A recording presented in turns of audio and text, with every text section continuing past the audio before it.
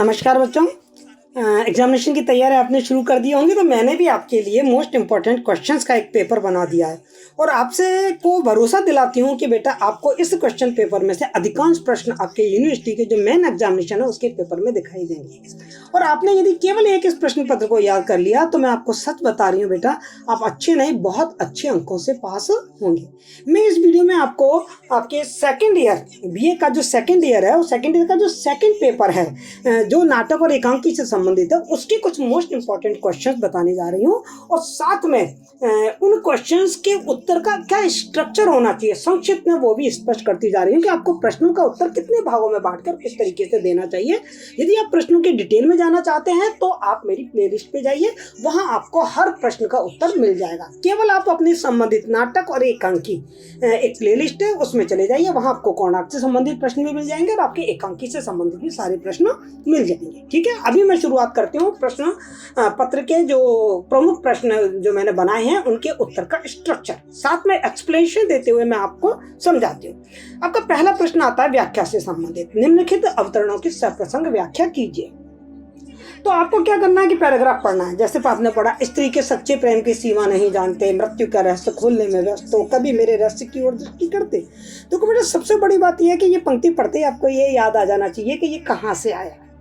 और जैसे मुझे तो ये पंक्ति पढ़ते ही समझ में आ गया कि ये मृत्यु के रहस्य की बात कही गई है, तो ये हमारा एक उत्सर्ग एकांकी है, डॉक्टर राम कुमार वर्मा द्वारा लिखा गया है। याद आ रहा है, एक डॉक्टर साहब हैं जिन्होंने एक एपरेटस बनाया है, एक छाया देवी है, एक डॉक्टर साहब की बेटी है और जो छाया देवी हो उनकी मृत्यु हो चुकी है क्योंकि डॉक्टर साहब ने उनसे शादी करने से इनकार कर दिया था। अब वो छाया देवी उनसे बदला लेना चाहती है। क्लियर, समझ में आ गए आपको? तो इस तरीके से आपको याद होना चाहिए। आपको कैसे लिखना है कि जो प्रस्तुत गद्यावतरण है वो उत्सर्ग एकांकी से उद्धृत है और इसके रचयिता प्रसिद्ध एकांकीकार डॉक्टर राम कुमार वर्मा है। और आपको ये भी मालूम होना चाहिए कि ये जो वाक्य कहा जा रहा है वो किसके द्वारा कहा जा रहा है। तो ये जो वाक्य है छाया देवी के द्वारा डॉक्टर साहब से कहा जा रहा है। और कब कहा जा रहा है? जब वो बहुत क्रुद्ध है और वो डॉक्टर साहब से डॉक्टर साहब द्वारा अपना जो प्रेम ठुकराने पर उसके मन में जो क्रोध है, जो भावना है, वो उसको प्रकट कर रही है। तो मैं आपको इस वीडियो में इन प्रश्नों से संबंधित मुख्य बातें बताऊंगी, जैसे कहाँ से लिया गया है, कौन इसके लेखक है और मुख्य बात इसमें क्या है। बाकी डिटेल के लिए प्लेलिस्ट में जाइए। दूसरी व्याख्या इसमें है, हाँ माँ अपने हाथों से बेटे की हत्या कर रही है पर ये जानबूझकर कुछ नहीं करती। इतनी लाइन देखते हमको समझ में आ जाता है ये तो विष्णु प्रभाकर द्वारा रचित ममता का विश्व जो एकांकी है उसकी पंक्तियां हैं। क्या याद आ गया कि रात को माँ उठती है और वो दवाई को तो उठा के चिलमची में पलट लेती है और उसमें पानी भर के रख देती है और डॉक्टर और सुशील के पिताजी चुपचाप उसको कमरे में से देख रहे हैं। तो पिताजी चौंक जाते हैं, तब डॉक्टर साहब उनका हाथ रोक लेते हैं और कहते हैं नहीं गुस्सा मत कीजिए, ये जानबूझकर कुछ नहीं कर रही है, ये इसका अवचेतन मस्तिष्क है, इसको खुद को नहीं मालूम ये क्या कर रही है, क्योंकि ये अपने बेटे से बहुत प्यार करती है और अपने बेटे को नहीं जाने देना चाहती, इसलिए ये इसकी दवाई को बदल रही है, इसको ठीक नहीं होने देना चाहती क्योंकि इसको मालूम है कि ये ठीक होगा तो ये भी देश की सेवा में चला जाए। क्लियर? तो इस तरीके से आपको बताना है। तो ये वाक्य कौन कह रहा है? ये वाक्य जो डॉक्टर हैं वो सुशील के पिताजी से कह रहे हैं। ठीक है, नेक्स्ट आपकी जो व्याख्या है वह है, बादलों ने सूरज की हत्या कर दी, सूरज मर गया, मैं दूसरे का बद्र होता है। तो ये क्या है?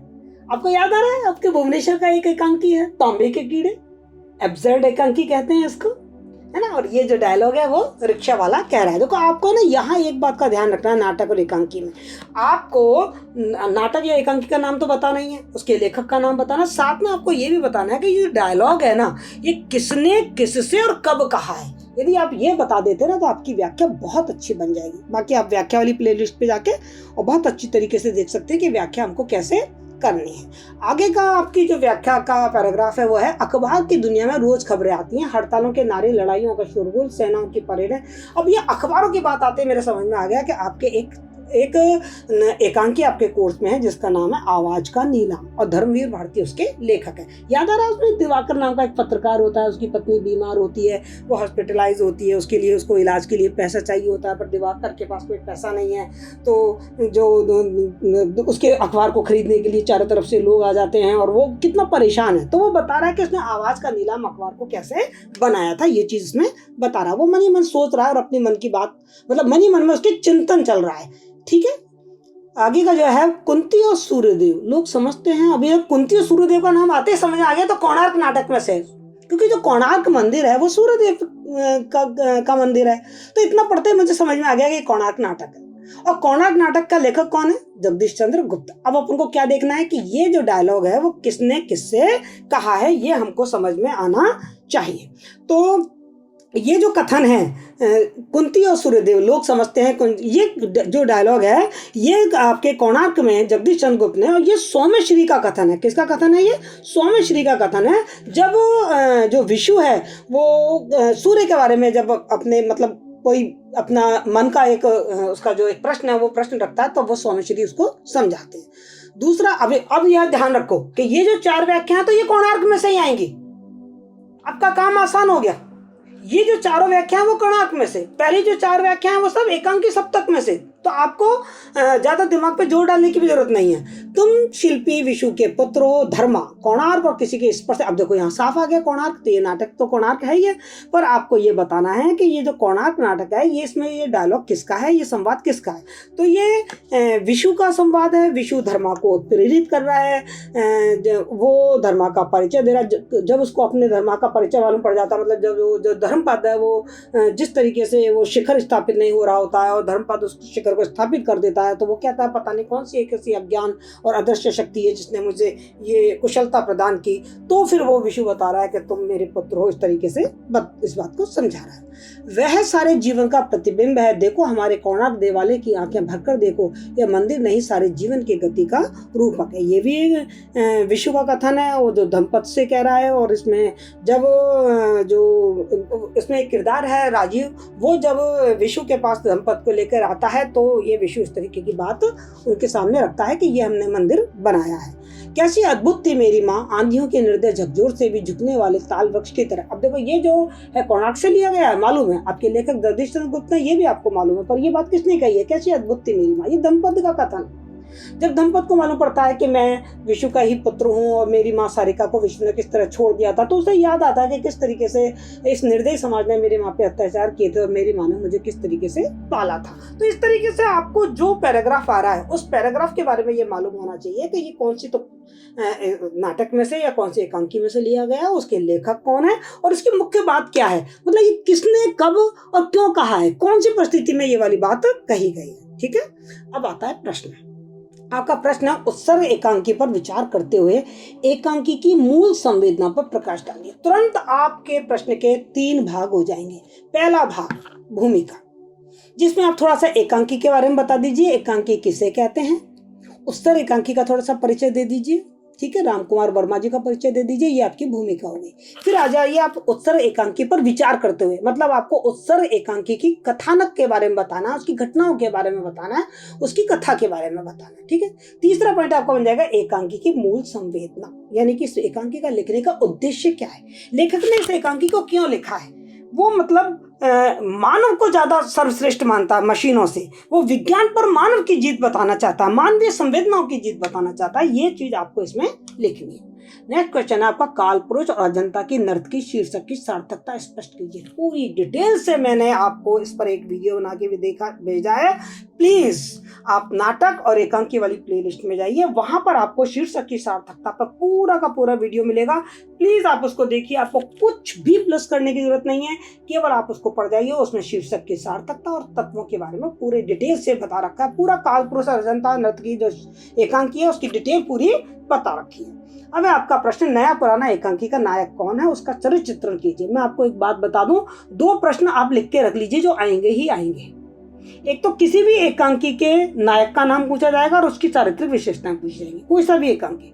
दूसरा, कोई सी भी एकांकी का नाम दे दिया जाएगा और आपसे कहेंगे एकांकी के तत्वों के आधार पर इसकी समीक्षा कीजिए। और एकांकी की मूल संवेदना पूछी जाएगी, किसी भी एकांकी की शीर्षक की सार्थकता पूछी जाएगी। ये यदि आपको पैटर्न समझ में आ गया तो आप किसी भी एकांकी का उत्तर बड़े आराम से लिख सकते हैं। अब जैसे यह है नया पुराना एकांकी का नायक कौन है, तो इसका नायक कौन है आपको याद आ जाना चाहिए कि इसका नायक जो है वो देवचंद है। याद आ गया आपको? एक रवि दत्त है, एक देवचंद है, और देवचंद को एक लिली की माँ है, उसके पास गहने हैं, उन्होंने वो गहने देवचंद को रखने दे दिए हैं, क्योंकि लिली के जो पति हैं वो बहुत शराबी हैं, उनको लगता है कि वो कहीं इनको बेच बाच देंगे तो मैं अपनी बेटी की शादी कैसे करूँगी। लेकिन उनके घर में एक मित्र रहता है देवचंद के में, वो थोड़ा बेईमान आदमी है, मन चला आदमी है, उसने रानी हार तो पहले ही ले रखा है, अब बाकी का जो गहने हैं उसको हड़पने की भी सलाह देता रहता है। अब देवचंद को बड़ी मुश्किल हो जाती है कि इस गहनों की सुरक्षा वो कैसे करे, और अंत में उसको एक अपनी पत्नी के सूझबूझ, उसके सलाह पर उसको एक सूझबूझ होती है, एक विचार, एक प्लान उसके मन में आता है, और वो गहने दोबारा से लिली को दे देता है। तो इसमें आपको नायक की चरित्र चित्रण बताना है कि जो देवचंद है उनकी क्या है, वो परिश्रमी है, बहुत ही सत्यवादी है, आदर्शवादी हैं, और मैत्री संबंधों को निभाने वाले व्यक्ति हैं वो, और स्पष्ट वक्ता हैं, तथा पारिवारिकता और परिवार के लोगों से उनको बड़ा प्रेम है, निर्धन है, लेकिन साथ में बहुत ईमानदार हैं, चतुर भी हैं, क्योंकि विपरीत परिस्थितियों में कैसे रिएक्ट करना चाहिए ये भी उनको अच्छी तरीके से आता है। ना तो वो रवि दत्त से बिगाड़ते हैं, और वो लिली की गहने भी सुरक्षित रूप से उनको वापस कर देते हैं, और दृढ़ संकल्पी हैं। उनको रवि दत्त कई बार डिगाने की कोशिश करता है, पर वो अपने संकल्प पर डटे हुए हैं कि नहीं, मैं कोई बेईमानी नहीं करूंगा।